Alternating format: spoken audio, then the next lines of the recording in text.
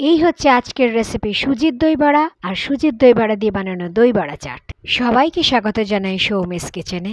আসুন তাহলে শুরু করি আজকের রেসিপি সুজির দই বড়া আর বানাবো দই বড়া চাট।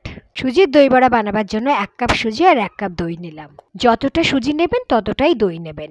1 চামচ আদা কাঁচা লঙ্কা পেস্ট, 1/2 চামচ নুন দিলাম। এবার চামচ দিয়ে ভালো করে মিশিয়ে নিলাম। দই, সুজি, আদা কাঁচা লঙ্কা বাটা, নুন সবকিছু ভালো করে মিশিয়ে নেওয়ার পর এই ব্যাটারটাকে আমি 15 মিনিট ঢাকা দিয়ে রাখবো। গ্যাসে রিফাইন্ড অয়েল গরম করতে বসালাম। 15 মিনিট পর ঢাকাটা খুললাম। দেখুন দইয়ের নিজের জলেই সুজিটা কতটা ফুলে উঠেছে। এবার আমি 1 চামচ জল এতে দিলাম। ব্যাটারটা এরকম ঘন হবে কারণ এটা দিয়ে আমি বড়া বানাবো। এবার এই ব্যাটারটা টানা 5 থেকে 7 মিনিট ফেটাতে হবে। টানা 5-7 মিনিট ফেটানোর পর ছোট চা চামচে 4 ভাগের 1 ভাগ খাবার সোডা দিলাম। এবার খাবার সোডাটা ভালো করে মিশিয়ে নিয়ে বড়াগুলো তাড়াতাড়ি ভেজে নেব।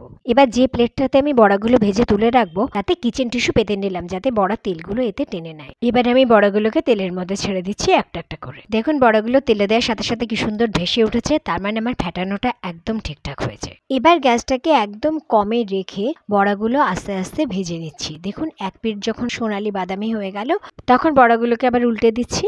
বড়াগুলো যখন এরকম দুপিঠ সুন্দরভাবে সোনালি বাদামি হয়ে গেল তখন তেলটা একটু ঝেড়ে বড়াগুলোকে কিচেন টিস্যুর উপর রেখে দিলাম। এভাবে আমি বাকি বড়াগুলো ভেজে নিচ্ছি। ভাজা হয়ে যাওয়ার পর একইভাবে কিচেন টিস্যুর উপর তুলে নিচ্ছি তেলটাকে একটু ঝেড়ে। এবার দই বড়ার জন্য আলাদা একটা বাটিতে 1 কাপ দই নিলাম। এবার এই টক দইটার মধ্যে আমি 2 চামচ গুঁড়ো চিনি, 1/2 চামচ বিট নুন, এবার একটা চা চামচে 4 ভাগের 1 ভাগ সাদা নুন দিয়ে প্রথমে ভালো করে মিশিয়ে নিয়ে তারপরে এটাকে ভালো করে ফেটিয়ে নিলাম যাতে দইটা খুব মসৃণ হয়। দেখুন ফেটানোর পর দইটা একদম মসৃণ হয়ে গেছে। এবার গ্যাসে 3 কাপ জল গরম করতে বসালাম। এতে 1/2 চামচ নুন আর চা চামচে 4 ভাগের 1 ভাগ হিং দিলাম। তারপর ভালো করে মিশিয়ে দিলাম। এবার জলটা যখন এরকম আঙুল সহ্য করার মতো গরম হবে গ্যাস অফ করলাম। ঈষদুষ্ণ গরম জলটা একটা বাটিতে ঢেলে নিলাম। এবারে ঈষদুষ্ণ গরম জলটাতে যে কটা বড়া আমি পরিবেশন করব শুধুমাত্র সে কটা বড়াই এই জলের মধ্যে আমি দিয়ে দিচ্ছি। বাকি বড়াগুলো আলাদা রেখে দেবো, যখন আবার ওগুলো পরিবেশন করব তখন সেগুলোকে আবার এইভাবে আমি ভেজাবো। বড়াগুলোকে এভাবে ঠিক 5 মিনিট রাখবো ঢাকা দিয়ে। তো আমি ঢাকাটাকে এভাবে একটু ফাঁক করে দিয়ে 5 মিনিট রাখবেন ঢাকা দিয়ে। ঠিক 5 মিনিট পরে ঈষদুষ্ণ গরম জল থেকে বড়াগুলোকে ঠিক হালকাভাবে চেপে দইয়ের মধ্যে দিয়ে দিলাম।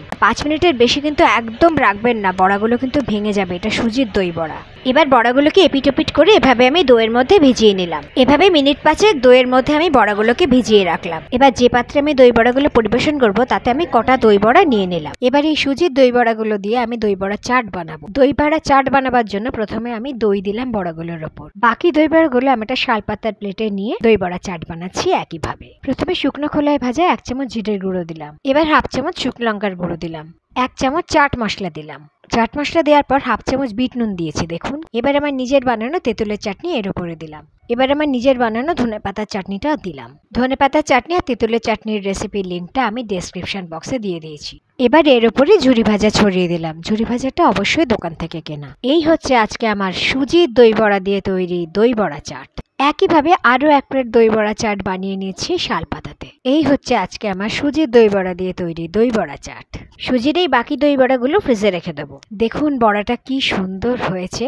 এই হচ্ছে আজকে আমার সুজির দই বড়া আর সুজির দই বড়া দিয়ে বানানো দই বড়া চাট। ভিডিওটা যদি ভালো লাগে চ্যানেলটা সাবস্ক্রাইব করার অনুরোধ রইল। ধন্যবাদ।